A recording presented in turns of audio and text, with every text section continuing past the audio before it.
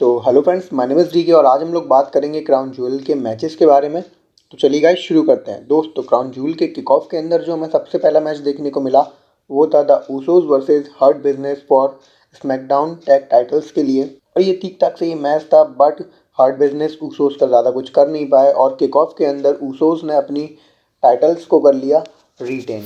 इसके बाद हमें मेन शो के अंदर देखने को मिलता है एज वर्सेस सेथ रॉलिंस, जो सबसे पहला मैच था क्राउन ज्वेल का। एंड मैच की क्या बात करूं, मैच के अंदर काफ़ी ज़्यादा मज़ा आया। मैच के अंदर बहुत ज़्यादा ही ब्रूटलिटी थी। अगर बात करें इस मैच की फिनिशिंग की, तो इस मैच का फिनिश कुछ इस तरीके से होता है कि सेथ रॉलिंस रिंग के नीचे से एक स्टील चेन लेकर आते हैं और उसको अपने शूज़ के ऊपर लपेट लेते हैं और फिर लगाते हैं एक सुपर किक एज के ऊपर। एंड उस सुपर किक के बाद मुझे लग रहा था कि शायद एज अब इस मैच में कंटिन्यू नहीं कर पाएंगे और सेथ रॉलिंस एक चेयर लेकर आते हैं। चेयर के ऊपर एज के फेस को रखते हैं और फिर कम स्टॉम्प लगाने की तैयारी में होते हैं। और वो कम स्टॉम्प भी उस चेन के साथ ही लगाने वाले थे, जो अगर कहीं एज को लग जाती तो एज मेरे को लगता है कि सच में इंजर्ड हो सकते थे उस चीज़ से। बट जैसे ही सेथ रॉलिंस ने कम स्टॉम्प लगाने की कोशिश की, एज ने उसे बहुत अच्छे तरीके से काउंटर किया चेयर के साथ और उन्होंने चेयर खड़ी कर दी, जो कि उसके बाद एज सुपर किक लगा देते हैं सेथ रॉलिंस के ऊपर। और सुपर किक लगाने के बाद वो अपना सबमिशन मूव लगाते हैं, लेकिन जैसे ही रॉलिंस टैप करने वाले होते हैं वो उन्हें छोड़ देते हैं, क्योंकि शायद एज के मन में कुछ और ही था। और एज उसके बाद चेयर लेकर आते हैं और वो लगा देते हैं कम स्टॉम्प सेथ रॉलिंस के ऊपर। और जैसे ही कम स्टॉम्प पड़ता है, सेथ रॉलिंस ज़्यादा कुछ कर नहीं पाए और इस मैच को विन कर लिया एज ने। इसके बाद हमें देखने को मिलता है एक और singles match Mansoor versus Mustafa Ali के बीच। और मैच तो ये ठीक ठाक सा था। एंड हम लोग बात करें अगर इस मैच की फिनिश की, तो इस मैच का फिनिश कुछ इस तरीके से होता है कि मंसूर लगा देते हैं एक नेक ब्रेकर मुस्तफ़ा अली के ऊपर और उसके ऊपर मुस्तफ़ा अली किक आउट नहीं कर पाए और इस मैच को विन कर लिया मंसूर ने। मंसूर ने सऊदी के अंदर, जो कि उनका होम टाउन है, उसमें अपने नाम को फिर से उन्होंने चमका दिया। इसके बाद हमें देखने को मिलता है एक टैग टीम मैच, जहां पर आरके ब्रो अपने टैग टाइटल्स को डिफेंड करेंगे अगेंस्ट एजे स्टाइल एंड ओमास। ये भी थोड़ा ठीक ठाक से ये मैच था, ज़्यादा ये लंबा नहीं चला। एंड हम लोग बात करें अगर इस मैच की फिनिश की, तो इस मैच का फिनिश कुछ इस तरीके से होता है कि रैंडी ऑर्टन लगा देते हैं एक RKO एजे स्टाइल्स के ऊपर और फिर वो टैग करते हैं रिडल को। रिडल लगाते हैं अपना फिनिशर, जिस पर एजे स्टाइल किक आउट नहीं कर पाए और इस मैच को विन कर लिया और अपने टैग टाइटल्स को रिटेन कर लिया आरके ब्रो ने। इसके बाद हमें देखने को मिलता है एक वुमेन्स सिंगल्स मैच, जो था queen of the ring tournament का फाइनल, ज़ेलिना वेगा वर्सेस डूड्रॉप। ये भी ठीक ठाक सा ये मैच था। मुझे यहाँ पर लग रहा था कि शायद डूड्रॉप जीत सकती हैं, क्योंकि ज़ेलिना वेगा का साइज डूड्रॉप के कंपैरिजन में बहुत छोटा लग रहा था मुझे उसमें।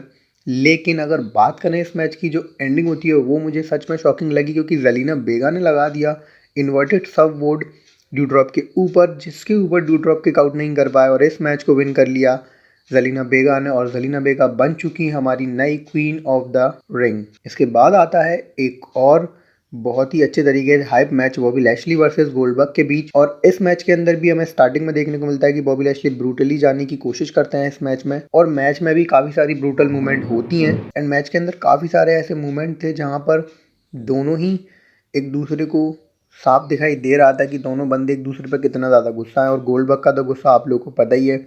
गोल्डबर्ग तो वैसे ही वो पहले बोल चुके हैं कि मैं बॉबी लैशली को हर्ट करूंगा इस मैच के अंदर, और वो वही ट्राई करते हैं। मैच के कुछ टाइम बाद बॉबी लैशली वहां से भागने लगते हैं टाइटलट्रॉन स्क्रीन की तरफ, और जैसे ही वहां पर जाते हैं वो कॉल कर लेते हैं अपने पार्टनर्स को, हर्ट बिजनेस को।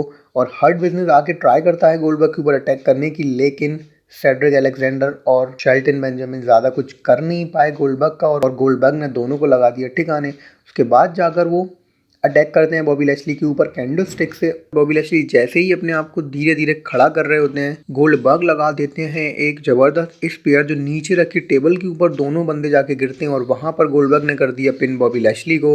और इस तरीके से गोल्डबर्ग ने ले लिया अपना बेटे का बदला बॉबी लैशली से। इसके बाद हमें देखने को मिला king of the ring tournament का final, Finn Balor versus Xavier Woods के बीच। ये वाला मैच भी अच्छा था। यहाँ पर सभी लोगों को लग रहा था कि शायद फिन बैलर आज जीतने वाले हैं इस मैच को, लेकिन इस मैच की जो एंडिंग थी वो भी मेरे को शॉकिंग लगी, क्योंकि एक्जेवियर वुड्स ने पिन कर दिया फिन बैलर को और वो बन चुके हैं हमारे नए king of the ring tournament के विनर और WWE के नए किंग। इसके बाद हमें देखने को मिलता है एक और singles match, Big E versus Drew McIntyre for WWE championship. ये वाला मैच भी अच्छा था। यहाँ पर ड्रू मैकिंटायर मुझे लग रहा था कि शायद वो जीत पाएंगे, लेकिन जो बिगी हैं वो अभी अभी चैंपियन बने हैं, तो ऐसा उनका हारने का कोई सवाल यहाँ पैदा नहीं होता। इस मैच के अंदर भी क्लेमोर थी, बिग एंडिंग थी, लेकिन दोनों बंदे ने उस पर किक आउट कर दिया।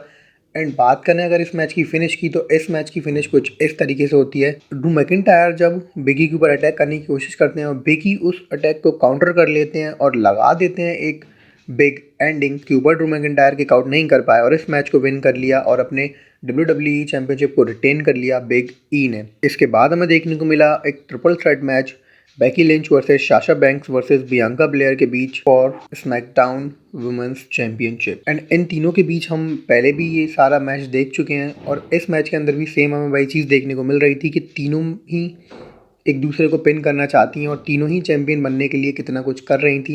लेकिन अगर हम लोग बात करें इस मैच की फिनिश की, तो इस मैच का फिनिश कुछ इस तरीके से होता है कि बियांका ब्लेयर लगा देती हैं अपनी बिग एंडी बेकी लिंच के ऊपर और जैसे ही वो पिन करने वाली होती हैं, पीछे से आ जाती हैं साशा बैंक्स और साशा बैंक्स उनको रिंग के बाहर फेंक देती हैं और खुद ऊपर भागकर आती हैं पिन करने के लिए बेकी लिंच को, लेकिन बेकी लिंच कर देती हैं रोल अप और वो रोप को भी पकड़ लेती हैं, जिसके बाद साशा बैंक किक आउट नहीं कर पाई और इस मैच को विन कर लिया और अपने टाइटल को रिटेन कर लिया बेकी लिंच ने। इसके बाद आता है हमारी क्राउन जूल का main event, Brock Lesnar versus Roman Reigns for universal championship. And इस मैच की स्टार्टिंग में हमें देखने को मिला कि ब्रॉक लेसनर ट्राई करते हैं रोमन रेंस के ऊपर सुप्लेक्स लगाने का, बट रोमन रेंस उसे कर जाते हैं काउंटर, क्योंकि वो बार बार कहीं रोप पकड़ लें कहीं कुछ, तो मतलब वो लग नहीं पा रही थी। फिर जब ब्रॉक लेसनर को मौका मिलता है उन्होंने लगा दिया अपना सुप्लेक्स और सुप्लेक्स लगाने के बाद वो जब और ट्राई करते हैं तो रोमन रेंस कर लेते हैं काउंटर और वो लगाते हैं सुपरमैन पंच लगाते हैं और उसके बाद लगा देते हैं कि इस पेयर बाद भी ब्रॉक लेसनर इस मैच में टिके रहते हैं, क्योंकि वो कर जाते हैं किक आउट और किक आउट करने के बाद ब्रॉक लेसनर लगाना चालू करते हैं अपनी सुप्लेक्स और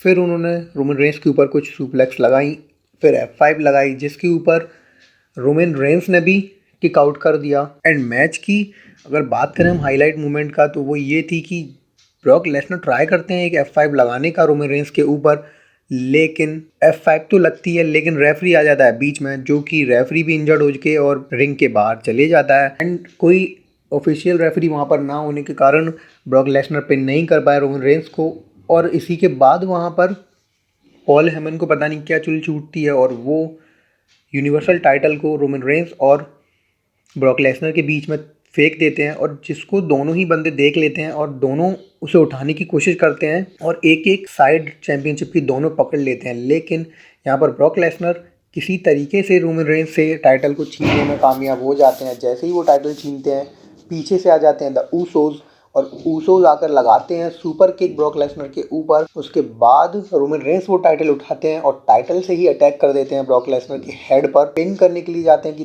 तभी वहां पर आ जाता है दूसरा रेफरी और रोमन रेंस कर देते हैं पिन ब्रॉक लेसनर को। और क्राउन जूल की मैं कहूंगा कि ये शॉकिंग चीज थी, क्योंकि हम सबको लग रहा था कि शायद ब्रॉक लेसनर इस मैच को जीत लेंगे, लेकिन जो स्पेकुलेशन बाहर आ रही थी कि अभी ब्रॉक लेसनर की जो फ्यूड है वो रोमन रेंस के साथ एक मैच में तो खत्म नहीं होने वाली, वो आगे भी जाएगी और वही हमें देखने को मिल चुका है, क्योंकि इस तरीके से एंडिंग हुई मतलब ब्रॉक लेसनर अभी इस चीज़ को भूलेंगे नहीं, वो फिर से आएंगे और हमें आगे भी मैचेस देखने को मिलेंगे, बट वो किस इवेंट के अंदर होगा वो तो हमें अभी नहीं पता। आप लोगों को सबसे बेस्ट मैच कौन सा लगा आप लोग मुझे कमेंट में ज़रूर बता के जाना। बाकी आज की इस वीडियो में इतना ही, मैं मिलूंगा आपसे अगली वीडियो में। Till then bye.